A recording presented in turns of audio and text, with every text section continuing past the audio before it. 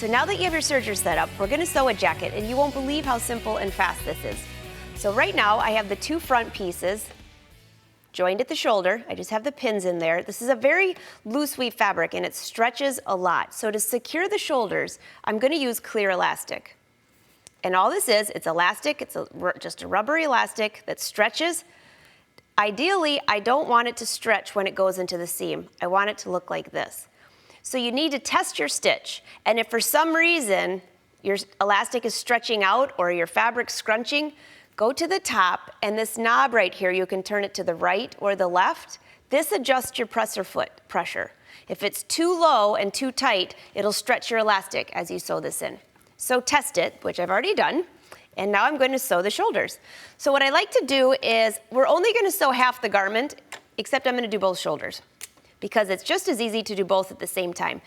If you have an elastic foot, go ahead and use that, but I'm just going to use a regular foot here. And I'm just going to line up the elastic right on the edge of the knife. Ideally, I don't really want to cut the elastic. I'm going to start serging, and you can see that I'm serging off my seam allowance. This is a 1/2 inch seam allowance, and I'm just allowing the elastic to feed through. I'm not stretching it. Don't stretch it. Just allow it to feed through. And I'm going to trim the elastic about right there.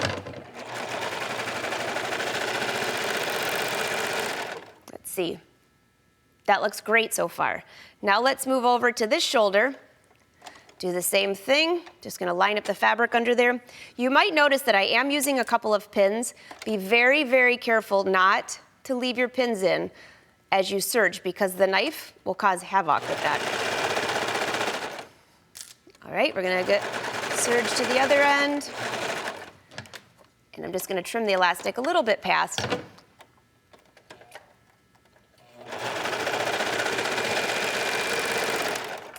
All right, just trim that off. Our shoulders are finished. So now we're going to attach the collar. I already have this pinned. This is the center back seam.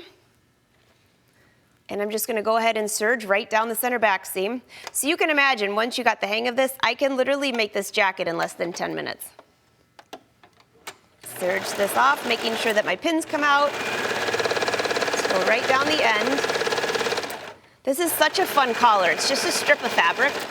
You could also do it on the bias, cut it on the bias. That makes it really fun. Because it's on the back and it's really not stretching as I stitch, I don't need to do the elastic here. You could, but you don't have to. And let's just figure out which end goes to the garment.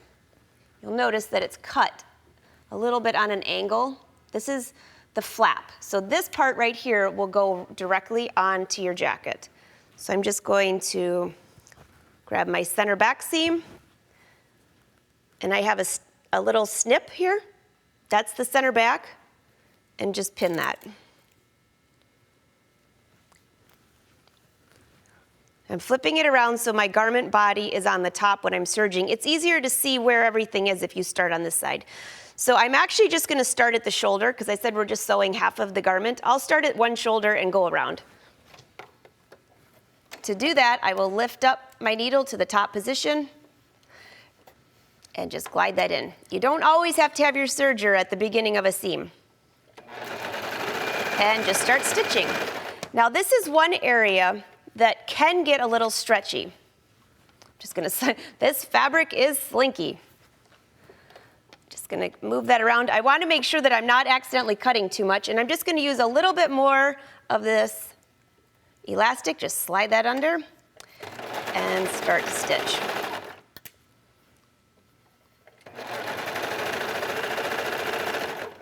Okay, and you can see a little bit of my collar sticking out. I'm doing that on purpose because if you can't see it, this fabric is so slinky. If I can't see that fabric, I'm not sure that it's actually catching. So this just for me is an affirmative. So let me flatten this out. You'll see a little bit better. There's my collar. I can just barely see it. Trimming off just a little bit. And down. One thing I want to point out is when I'm going down the front of the jacket, I do not need to use clear elastic because you want all the fabric to hang the same. If you were to use clear elastic here, it would hold the front of your jacket stable and the rest of your jacket would look like it's sagging. So there is a purpose for it. And let's get all the way to the end here.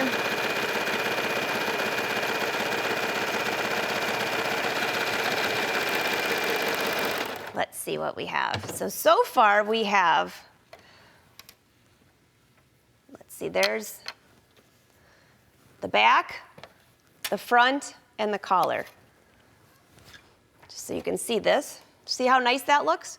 And the next thing that I'll do at the very end is to flap this collar in and attach it.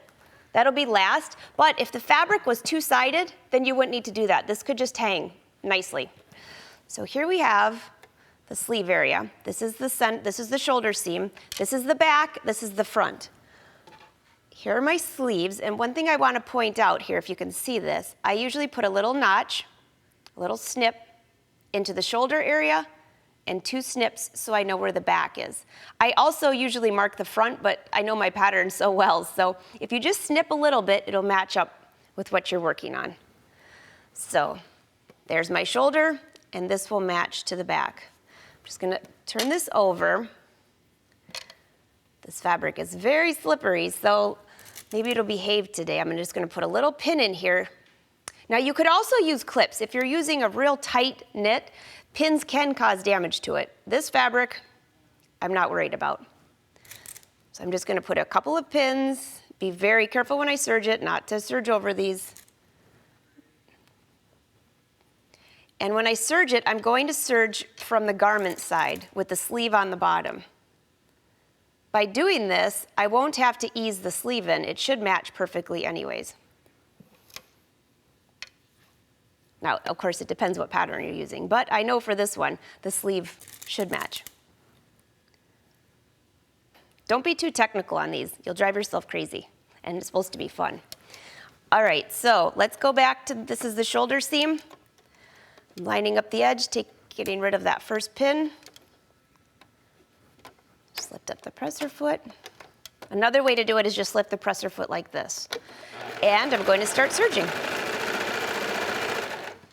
Again, I have my sleeve popping out just a little bit so I can make sure, and I'm also making sure the fabric isn't folded in the back. I think the sleeve is probably the trickiest for most people. And I can feel that there's only 2 layers of fabric here. If you're worried, then stop, lift up the fabric, and double check that you only have 1 layer. The bad part of the serger is it cuts it as well. So if for some reason your fabric underneath is twisted, it'll cut it off and it's a little bit too late. All right, we're getting to the end. Okay, let's see what it looks like. There, our sleeve has gone in. There we go. There's our sleeve seam. Looks perfect. There's no puckering up at the shoulder. It looks great. And if for some reason your sleeve was messed up and you cut into it, just turn it into a tank jacket. Then you can still use it. All right, so assuming all went well, now I'm going to take the sleeve seam, which is right here, and this is the side seam. Lay this flat so you can see it. Put 1 pin here, and I'm just going to put a few more pins to hold this in place because it is very slippery. We're almost finished, believe it or not, but what you're going to do is stitch from the wrist, which is right here, all the way down the entire side of the garment. And you just want to be careful not to stretch the fabric as you go. You don't need elastic for this, just be careful. All right, and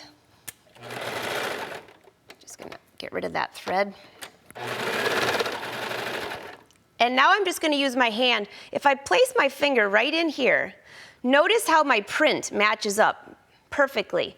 But if for some reason one is feeding faster than the other, it won't match up. So what I like to do is just go a little ways, get my finger away from the knife, double check that everything's lining up, and I can keep my finger in between here and literally hold these 2 pieces of fabric.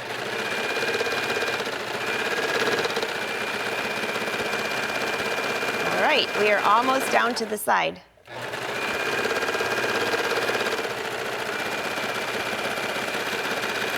Perfect. All right. right, let's see what we have so far. So here we have the sleeve. Looks like everything lined up pretty close. It's not perfect, but it's close. Who's going to look that close anyways, right? And there's our side seam, there's our shoulder, and let's finish the last part of this collar and we're done.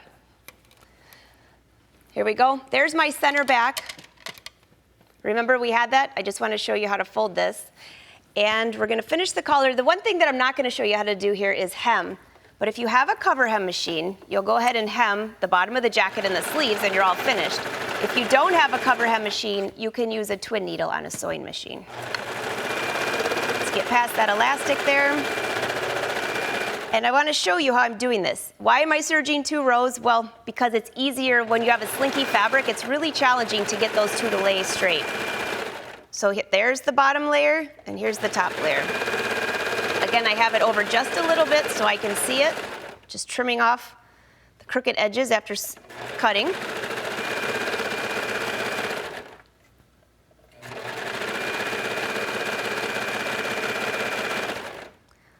One more tip I want to give you about hemming is I didn't do it on this fabric, but on my knits, quite often I will press up my hems before I even start, and I'll use a tailor's clapper to have a nice crease, so when I'm all finished, it's very quick and easy to hem. All right, so this side of the jacket, just want to point this out, I altered my pattern just a little bit.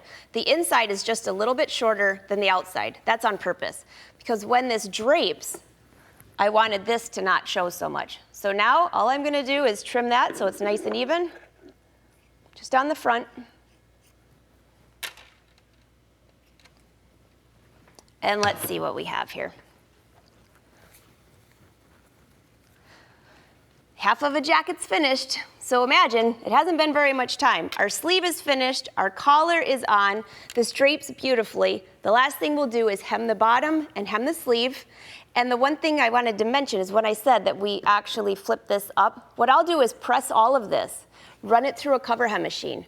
If you want to have a really fun and easy hem, let me show you just 3 seconds of something. By the way, in case I didn't mention, I am using contrasting thread just to show you so you can see all the seams. Watch when I stretch this fabric. This is what they call a lettuce edge. You've probably seen me do this before. I'm just going to take this off and show you. So here we have, this mimics the lettuce edge. This is 4 thread instead of 3, but it stretches a little bit. If you use the same color thread, a green or a blue, it would look fantastic. And you would do that, finish the other half of the jacket, and do this all the way around the hem and the sleeves. The cover hem I mentioned, that's what I have on this knit top. So the front, all you see are 2 rows of stitching. These aren't contrasting, so they're a little difficult to see. The back side finishes the edges, and it stretches when you put it on. So a couple more things for troubleshooting. I'm just using standard polyester thread. And if you're having a problem with your fabric stretching out, remember to play with this dial. What it does, again, is lift and lower this presser foot.